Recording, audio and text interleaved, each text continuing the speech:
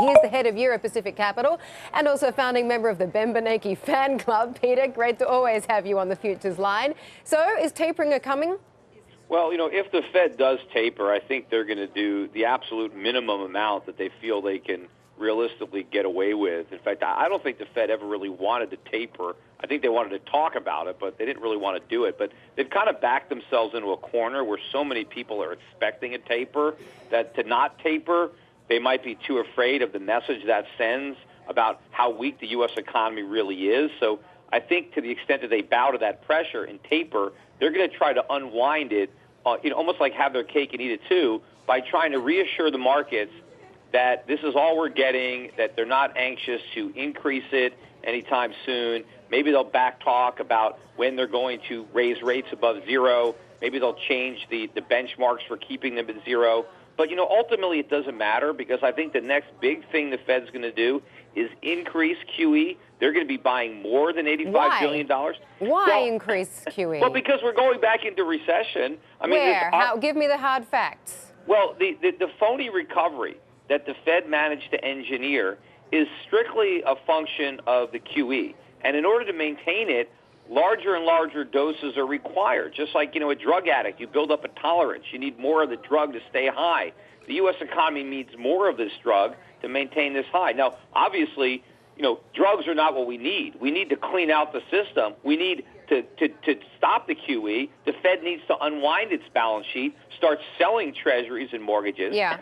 And yes, we're going to go through a deep recession when that happens, but we're going to go through an even deeper recession by postponing it. Because eventually the market's going to force the Fed's hand, that it's not going to be able to take its foot off the gas. It's going to have to slam on the brake. But as I think interest rates start to rise, as the Fed tapers or talks about tapering, and bond yields back up, and mortgage rates go up, and prices keep rising for consumers for things like food and energy, right. The economy is going to roll over, and the Fed's going to be right back to its old tricks. It's got nothing it can do but QE, and it's going to come back and do $100 billion a month or $125 billion a month. Who knows? It's a mistake, but the Fed's going to do it because the Fed always repeats its mistakes. Well, since you've laid out that scenario, I can certainly understand why you've always been a very vocal fan of gold. What do you think's gold going to do from here, especially if we do get a taper tomorrow? Well, it depends on the size of the taper. I mean, obviously, if it's big, gold might sell off. But I don't know if it'll stay down. If it's no taper at all, I think gold will rally. I think if it's just a small, trivial taper like the one I'm talking about, I think gold would rally on that too. I think gold is already discounted not only tapering, but actually the end of the QE program, which isn't going to happen. In fact, if you understand the fundamentals, you know that the Fed is going to do more, not less QE. And so that's all very bullish for gold. Okay, but it is down 22% year to date. We've even got that fantastic chart up for our viewers right now. Gold price down 22% year to date. So I guess your gold view hasn't worked out terribly well this year. And in fact, Twitter has taken you to task. Let me read out to you exactly what Eladio says. Please ask Peter Shiff when he will finally throw in the towel and admit he was wrong by buying gold over the last 2 years. What do you say to that, Peter? Well, I've been buying it for 12 years, so I don't know when I would have to throw in the towel. Gold's a lot higher than it was when I started buying it. I've never said that gold markets can't have corrections, that it's just a one-way ticket up. You're going to have corrections. I mean, people, you ask stock investors if they're going to throw in the towel on the stock market every time it goes down. I mean, you have plenty of 20, 30% declines in the stock market. I would be more concerned about the decline we're having in the bond market. I mean, look at how much bond prices have dropped, and I think they got a much longer way to go, and I think the Fed is going to have to start printing a lot more money, unfortunately, to try to stop bond prices from falling, to artificially prop them up.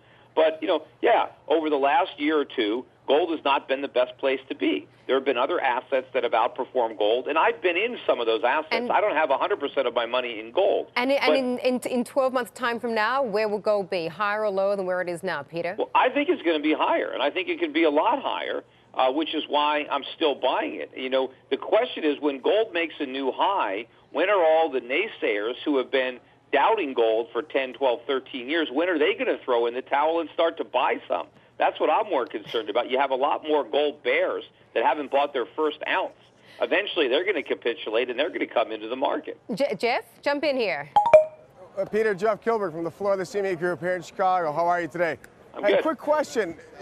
My point is that I agree. The Fed has artificially moved the equity market, SPOOs up, 20% year to date. But is your bullish case, which I am bullish gold as well, is your bullish case more about additional measures, more quantitative easing, or is it potentially that we could see equities retracing it reclaims that safe haven trade? Because it honestly has lost that safe haven, title, but it has been a safe haven for thousands of years, Peter. Well, I think it is going to be not only about more QE, but about the realization that the U.S. economy is not recovering. People have to appreciate the grave situation we're in, how much money is going to be printed in the United States, how much larger our deficits are going to go, and the fact that we can't pay back any of the money we've already borrowed, let alone the money we're going to borrow. When we have a loss of confidence in the dollar and in the U.S. Treasury market, and we have a currency crisis and a sovereign debt crisis, that's when gold is going to shine the brightest. And that's what I've been preparing for. I know that crisis is coming, and I want to own gold when it happens. That's bunker mentality, Peter. We'll just have to wait and see. Thanks for joining us as always. Peter Shiff, Euro Pacific Capital.